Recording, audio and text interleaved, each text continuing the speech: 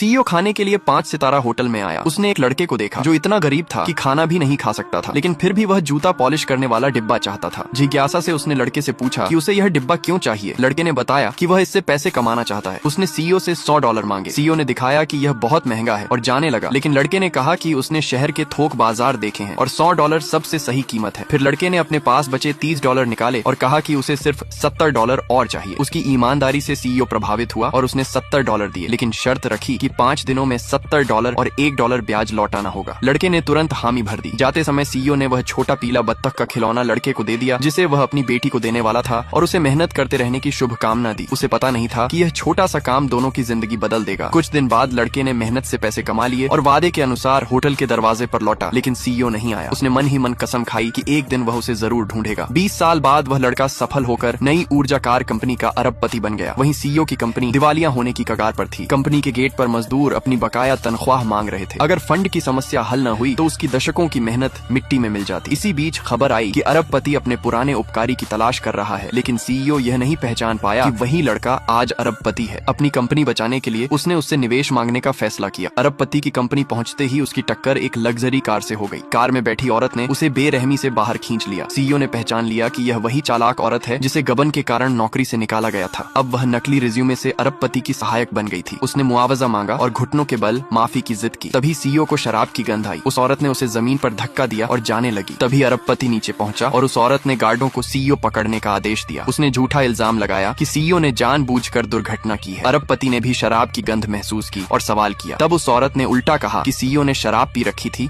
और नियंत्रण खो दिया। सीईओ ने सफाई दी कि उसने शराब नहीं पी और वह सहयोग पर चर्चा करने आया था, लेकिन उस औरत ने सच छिपाने के लिए अरबपति का फोन गिरा दिया और सीईओ पर झूठे आरोप लगाने लगी कि उसकी कंपनी की बुरी साख है, वह वेतन रोकता है और उसने उस पर हमला भी किया। इन बातों से गुस्से में अरबपति ने घोषणा की कि सीईओ की कंपनी पर पूरे उद्योग में प्रतिबंध लगेगा। यह खबर फैलते ही साझेदारों ने अनुबंध रद्द कर दिए। आरंडदाता और कर्मचारी गेट पर जमा हो गए और सदमे से सीईओ गिर पड़ा। शेयरधारक अस्पताल तक उसे ढूंढ लाए। कंपनी बचाने के लिए सीईओ अब भी अरबपति से मिलने का अवसर चाहता था, इसलिए सुरक्षा रोक के बावजूद वह बोली सम्मेलन में घुस गया। लेकिन वही औरत आई और उसके चेहरे पर वाइन डाल दी। सीईओ ने विनम्रता से कहा कि उसे अरबपति से मिलने दे, पर वह औरत और निर्दयी हो गई और बोली कि घुटनों पर बैठना होगा। जीवन भर की मेहनत के लिए सीईओ मजबूर होकर घुटनों पर बैठ गया, लेकिन वह औरत फिर भी नहीं मानी और गार्डों को बाहर निकालने का आदेश दिया। इसी समय बोली सम्मेलन शुरू हो चुका था। अरबपति अब भी अपने पुराने उपकारी के बारे में सोच रहा था और उसने घोषणा की कि जो भी उसके उपकारी को ढूंढेगा वही स्थायी साझेदार बनेगा। जैसे ही दरवाजे बंद हो रहे थे, सीईओ को घसीट कर बाहर निकाला जा रहा था। उसी पल अरबपति ने उसे देख लिया।